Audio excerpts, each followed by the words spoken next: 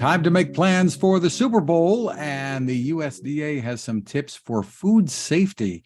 Welcome back to Techstination. I'm Fred Fishkin, and with us is USDA expert Meredith Carothers. Good to see you again, Meredith. Hi, yes, thanks for having me. Well, we're talking about the Super Bowl here, and a lot of people celebrate with food more than anything else. It's almost bigger than the game. So give us an overview of some of the things that people should be on the lookout for to stay safe. Sure. So, of course, with any kind of food gathering, we're always recommending for people to follow the 4 steps to food safety, which is clean, separate, cook, and chill.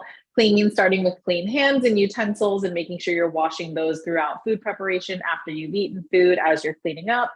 Separate, if you're going to be cooking any of your food at home, means to keep any of your raw meat and poultry products separate from any foods that are ready to eat. You know, if you're making some raw wings next to your takeout pizza, you want to keep those nice and separate so you're not cross-contaminating.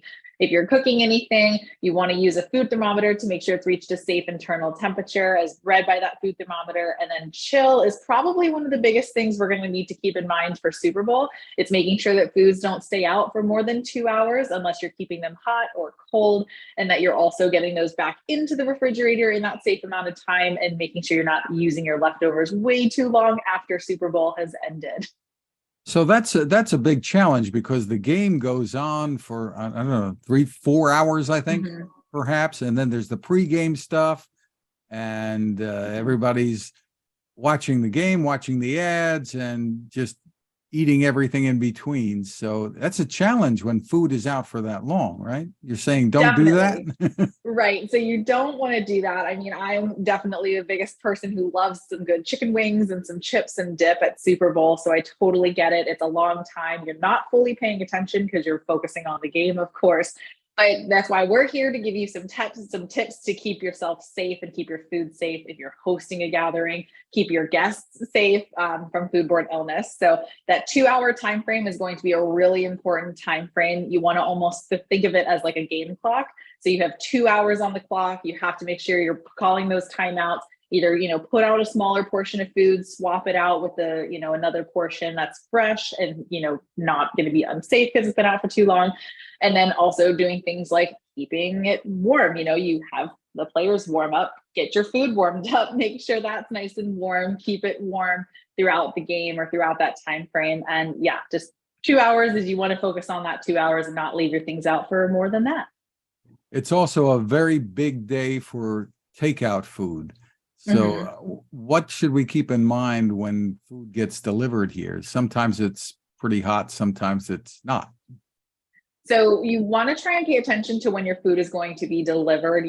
As we know, sometimes deliveries can take a little bit. Your food isn't piping hot. So if you're going to be eating your food right away, pulling it in as soon as it's delivered, not leaving it out on your porch or your front steps or your front door for too long, getting it inside, unwrapping it. You're eating it right away, going ahead and either maybe reheating it, getting it a little bit more hot, and then serving it right away. Or if you're getting it in the morning and you're serving it later as the Super Bowl or the game starts, you want to make sure you're getting that into the fridge as soon as you can. If you're getting it like an hour or two before your guests come, things like a preheated oven, you're getting a tray of chicken wings, pop that into the oven. Or if you're getting a pizza, pop it into the oven. That way it helps, keep it warm at a safe temperature without necessarily cooking it or drying it out or something like that. So an oven on low is really great option. If you're getting things that can go in a slow cooker is a great option to be able to put things in. It'll keep it warm at a safe temperature, but otherwise the refrigerator and then reheating them later when you're ready to serve is going to be your safest option.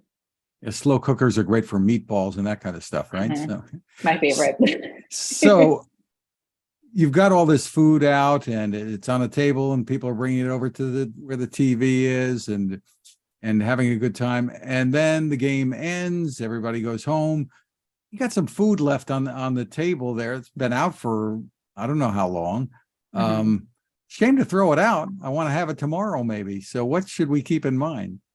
So if you want to save your food and you want to have safe leftovers, you have to be following that 2-hour rule, or like we mentioned, keeping your hot foods hot or your cold foods cold. So your hot foods have to be in a slow cooker, in an oven, a chafing dish, or even those things, that have the fire underneath them and it keeps the trays warm. Any of those are going to help keep your food at a safe hot temperature. And then you can forgo the 2-hour rule. If it's staying at that safe temperature, the 2-hour rule doesn't apply. You can safely keep those leftovers after.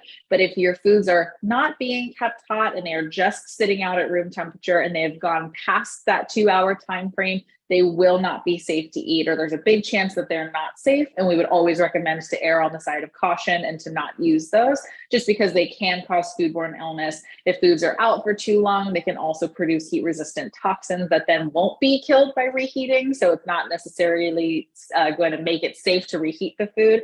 So for that reason, we just always recommend, unfortunately, to discard those leftovers or pay attention to your 2-hour time frame, get those back into the refrigerator so you can enjoy those leftovers. Yeah, the last thing you want is to get an email or a phone call the next day saying, "Hey, do you feel okay? I feel kind of funny." Right. Where's the best place for people to go to for more information, tips about food safety?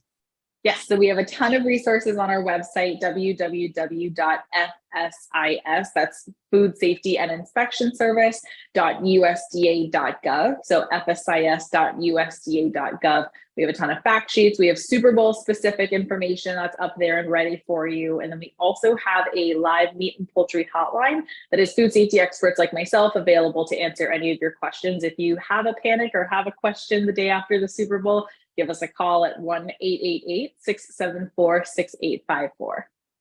Terrific. Well, thank you so much for all the info. Meredith Carothers, thank you for spending time with us. Thank you and have a great Super Bowl.